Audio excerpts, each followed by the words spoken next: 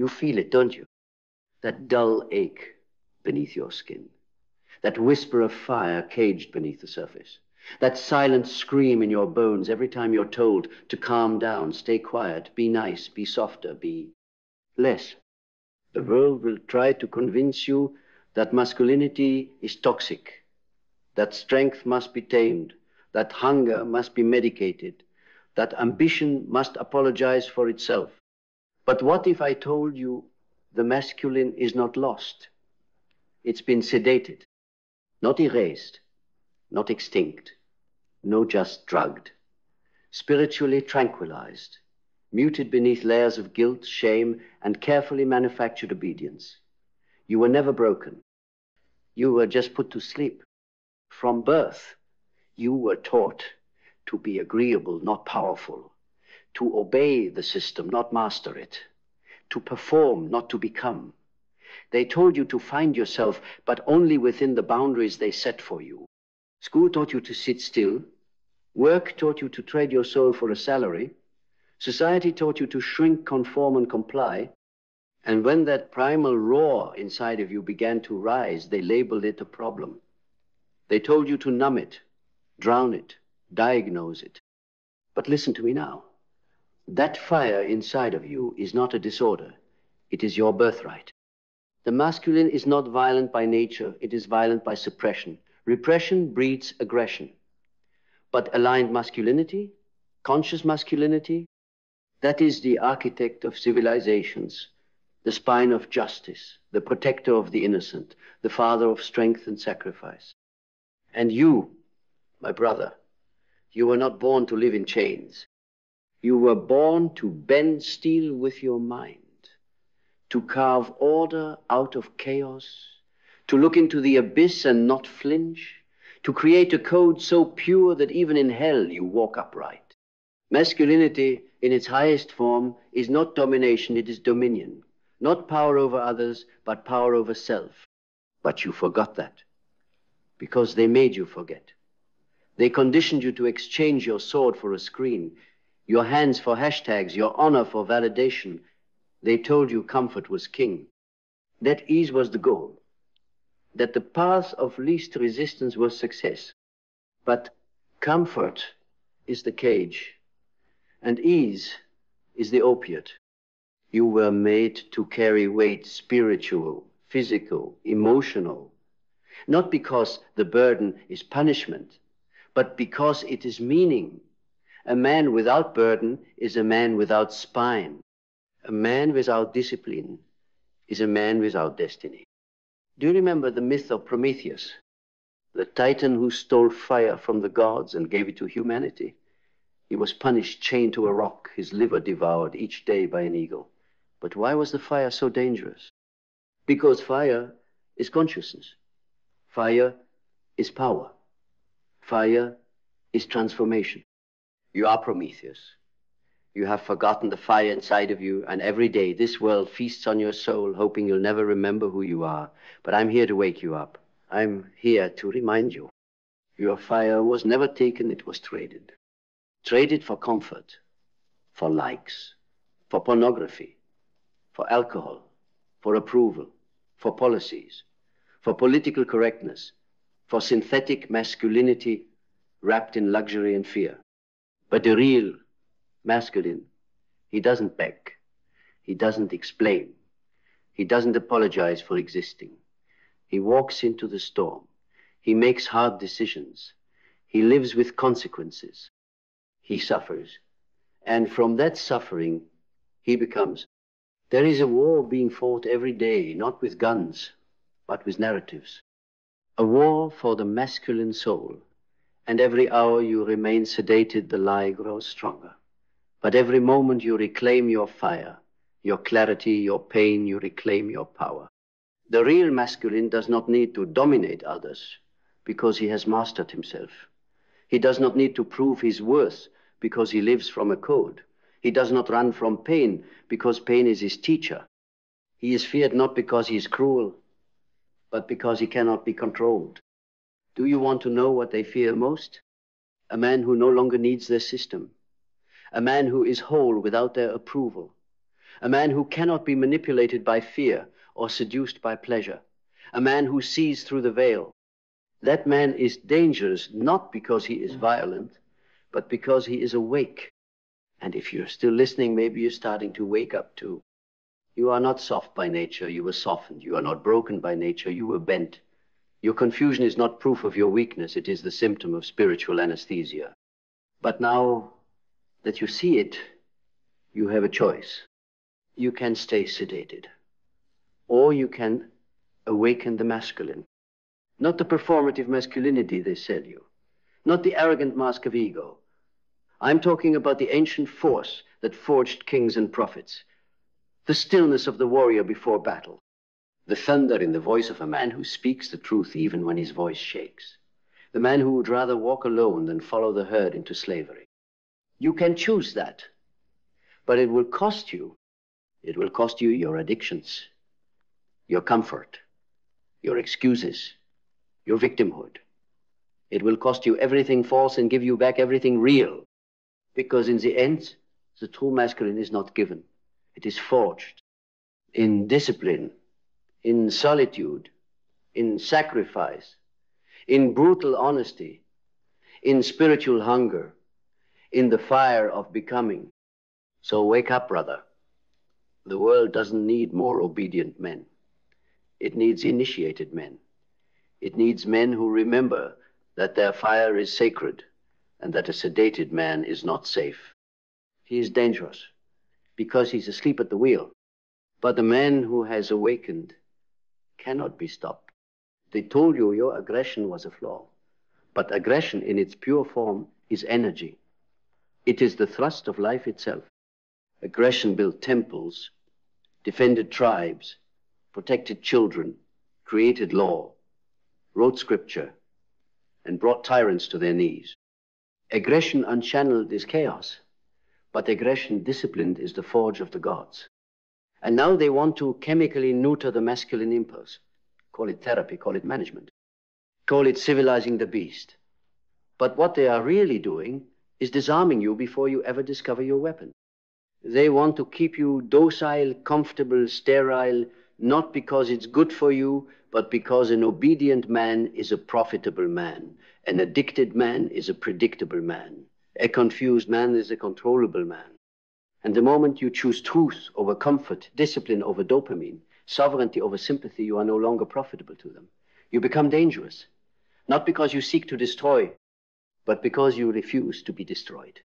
You're not crazy for feeling the rage rise in you. You're not broken because you want more. You're not wrong because you reject the script. That is your soul trying to claw its way back to the surface. That is the sacred masculine awakening from its slumber, testing the bars of the cage it's been placed in since childhood. And the only way out is through the fire. You will not reclaim your power by talking about it. You will not find your purpose in a seminar. You will not discover your strength in a social feed. You will find it where all truth is found in confrontation, not just with the world, but with yourself. This is the Jungian crucible where the shadow becomes your ally. Carl Jung said, until you make the unconscious conscious, it will rule your life and you will call it fate. That is the great deception of the sedated masculine. He thinks his chains are destiny. He thinks his fear is logic. He thinks his numbness is peace. But you are not here to make peace with a sedative.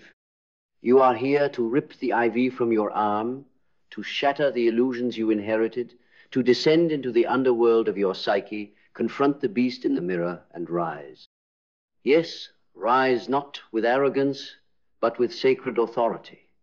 Rise not above others, but above who you were yesterday.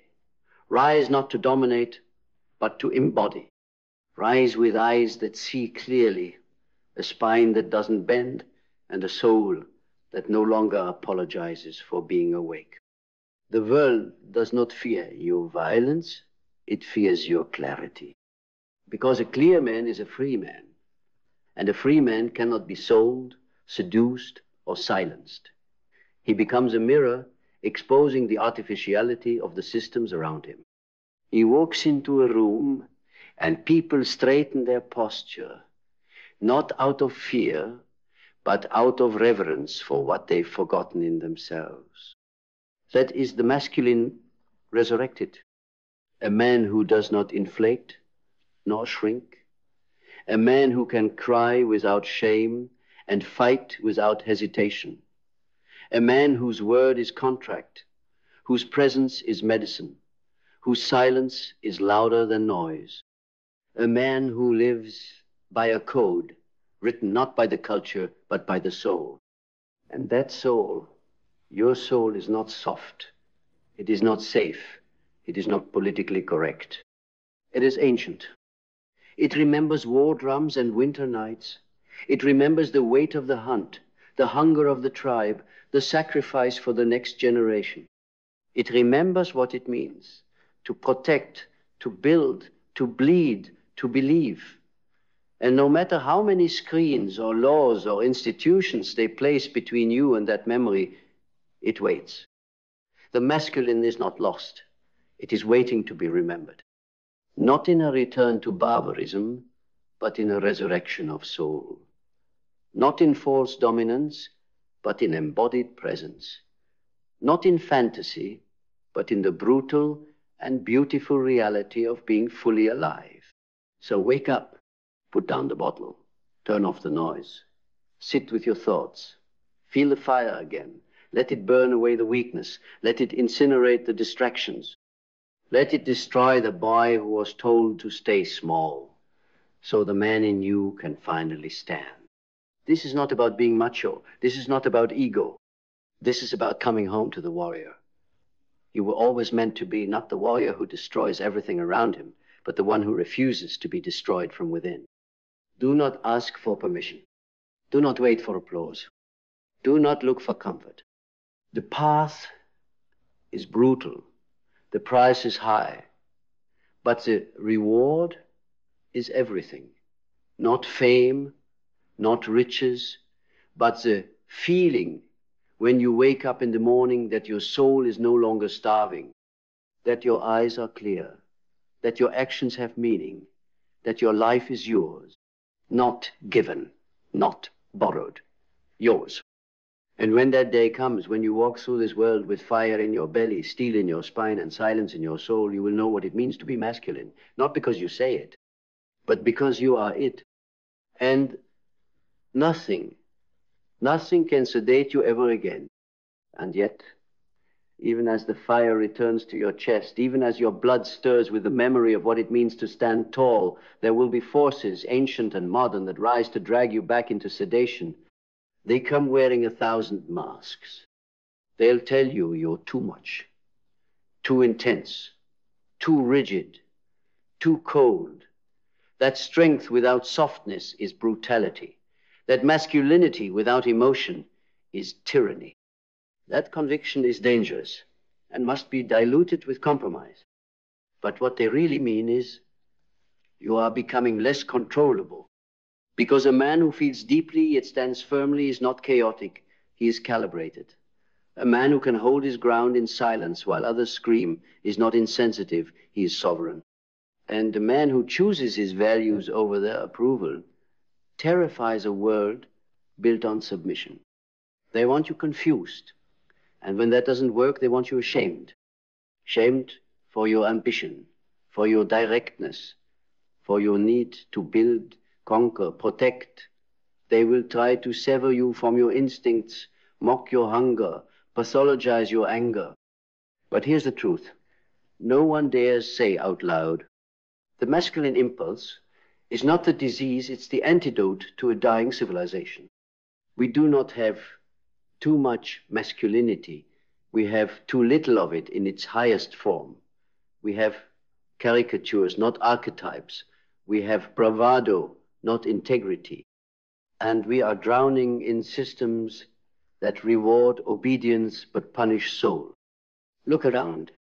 You'll see boys trapped in the bodies of men, chronologically grown but spiritually starved, playing roles, not living truth, addicted to novelty, trapped in indecision.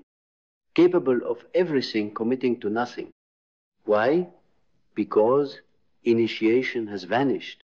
Tribes once had rites of passage, tests, trials, seasons of suffering that tempered the ego and summoned the man from the boy.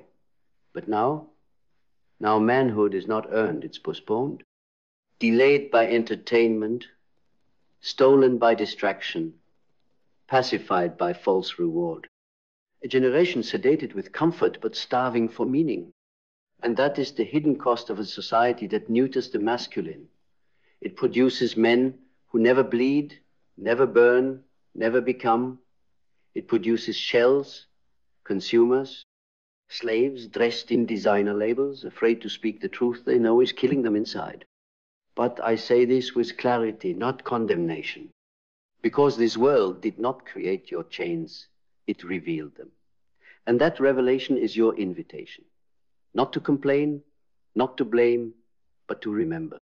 To remember who you are when the noise dies.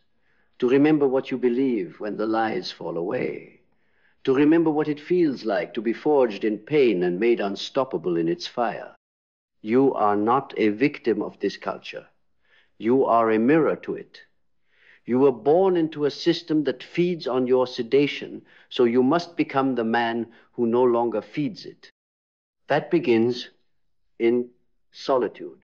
You must go where most men are terrified to go, inward, into the silence, into the shadow, into the unfiltered truth of your own psyche. Because until you know yourself beneath the roles, beneath the masks, beneath the performance, you are still asleep. Jung taught that the shadow is not evil, it is unintegrated. The parts of you that rage, that lust, that crave, that hunger are not your enemy. They are your allies, if you dare to face them. Because what you suppress, you become enslaved to. But what you integrate, you master. So sit in the fire. Let the guilt burn away. Let the shame melt. Let the confusion turn to clarity. Let the noise of the world fade until the only voice left is your own. That voice, the one they try to sedate, is your compass. And when it returns, it won't sound like motivation. It will sound like memory. A memory older than your name, older than this society, older than language itself. It will sound like the footsteps of your ancestors behind you, like the blood in your veins waking up after a long, cold sleep, like the call to something eternal. That voice doesn't ask for permission. It doesn't apologize. It doesn't seek comfort. It commands, and when you listen to it not with arrogance but with reverence, you begin to walk a path that very few ever find, the path of the awakened man. Not perfect, not polished, but real. A man who can hold pain without breaking, who can hold power without abusing, who can love fiercely and lead without fear. A man who does not seek war but will not run from it. Because peace without power is just slavery in disguise. So, when they come to sedate you again, and they will smile, not because you are above them, but because you no longer need them. You no longer depend on them. You no longer fear them. The leash is gone. The fire is back. And the man you were always meant to be has finally come home. And once that fire is awake in you, once you've tasted the clarity of your own power, the unmistakable rhythm of a life lived on your own terms, the world begins to reveal itself for what it truly is. Not a place of freedom, but of spiritual warfare. Not a playground, but a battleground. One where everything designed for your pleasure was built to weaken your will. One where everything meant to entertain was engineered to drain your attention. One where your potential was never meant to thrive, only to be harvested. And suddenly, the games they play with you stop working. The insults don't sting, the trends don't tempt. The fear loses its grip. Because when a man remembers who he is, the system no longer knows how to manipulate him. He is immune to shame, immune to confusion, immune to the poisons disguised as pleasures.